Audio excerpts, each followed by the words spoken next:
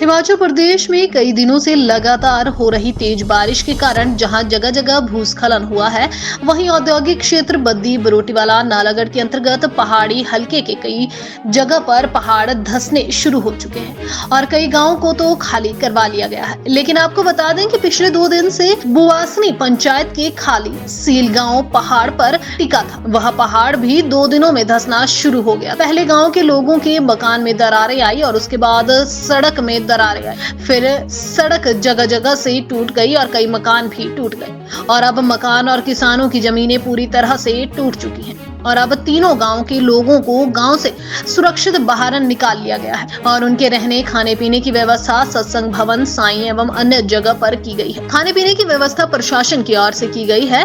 संबंधित गाँव के लोगों के लिए फौरी राहत के तौर पर स्थानीय प्रशासन की ओर से 5-5 हजार प्रति परिवार को दिया गया है और पीड़ितों को 3-3 बिस्वा सरकारी जमीन उपलब्ध करवाने के लिए भी प्रदेश के मुख्यमंत्री को लिखा गया है और 2 दिन के लिए संबंधित इलाकों के स्कूलों को बंद करने की घोषणा भी की गई है। जैसा कि सिल, सुनानी और खाली 3 गांव की ज़मीन जो है वो भूस्खलन के माध्यम से नीचे जा रही है। लगभग 15-15 फीट ज़मीन चली गई है। तो मैं एसडीएम साहब, हमारे तहसीलदार बद्दी, हमारे सभी exchange, IPH, PWD and HPSC भी, बिजली बोर्ड के सारे यहाँ पूरा स्टाफ सहित हम लोग पहुँचे हैं। तो इनको जो जो फौरी राहत की ज़रूरत थी वो हमने दी है।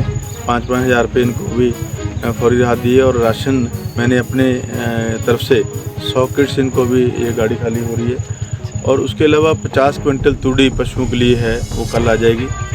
और टेंट्स इनको दे दिए हैं। रहने के लिए इनके जो स्कूल के कमरे हैं वो हमने खाली कर दिए। 2 दिन की छुट्टी अभी प्रधान जी इनको लिख के देंगे, एसडीएम साहब को। 2 दिन की छुट्टी जो है साई और बॉसरी में जो स्कूल इफेक्टेड हैं वहाँ पे हम करेंगे।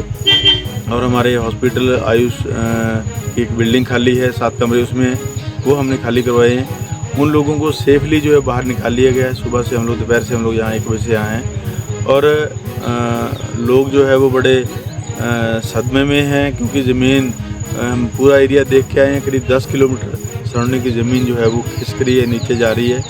तो ये तो प्रकोप में कहूँगा भगवान का है।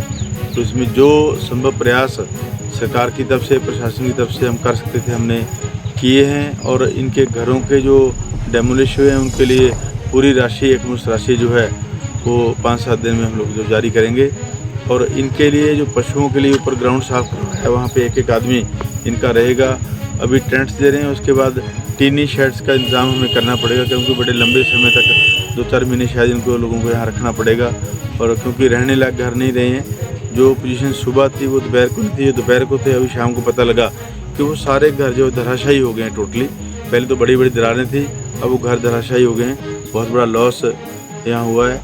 तो मैं माननीय प्रधानमंत्री जी से आपके चैनल के माध्यम से निवेदन करूँगा कि हिमाचल में राष्ट्रीय आपदा घोषित करें, क्योंकि हिमाचल में हर ज़िले में जो है, खासकर मेरे कॉन्स्टिट्यूंसी में 300-400 करोड़ का नुकसान हुआ है। सिरमौर में नुकसान हुआ है, कुल्लू में नुकसान हुआ है, मनाली में हुआ है, शिमला में हुआ है, काफ़ी ज़िलों में जो नुकसान हुआ है। और ये लगभग 20-25 हज़ार करोड़ का नुकसान जो है अब तक हो चुका है। तो ये राष्ट्रीय आपदा घोषित होना ज़रूरी है।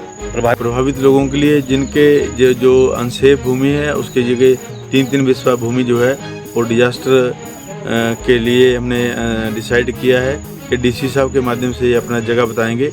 वो 3 बिस्वा भूमि हम उनको देंगे। और जिनकी ज़मीन जो है बर्बाद हो गई है, उस पर भी सरकार विचार कर रही है। मैं एज रेवेन्यू पार्लियामेंट सेक्रेटरी मैं माननीय मुख्यमंत्री जी को लिख रहा हूँ कि इसको कैबिनेट में लेके, कि जिन लोगों की भूमि जो है वो ख़राब होगी उसका तबादला हम सरकारी भूमि से हम करें। नालागढ़ से रिपोर्टर श्वेता की रिपोर्ट।